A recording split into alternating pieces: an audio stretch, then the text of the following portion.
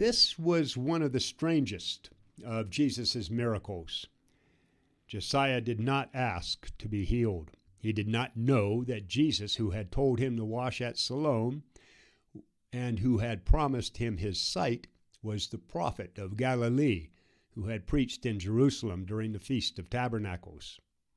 Josiah had little faith that he would be able to see, but the people back then did have enormous faith in the power of the spit of a holy man. After hearing Jesus talk with Thomas and Nathanael, Josiah decided that his would-be helper was an important man, maybe an educated teacher or even a prophet. Because of that, he did as Jesus asked. Jesus used the clay in the spit and told Josiah to wash in the symbolic pool at Siloam for 3 reasons. First, this was not a miracle that occurred because of a person's faith. This was a wonder that Jesus chose to perform for his own reasons, but in such a way that Josiah would get lasting benefit. Since Josiah had not asked for healing and his faith was so weak, Jesus had him do material acts to encourage him, because Josiah did believe that spit had power, and he knew the pool of Siloam was a semi-sacred place.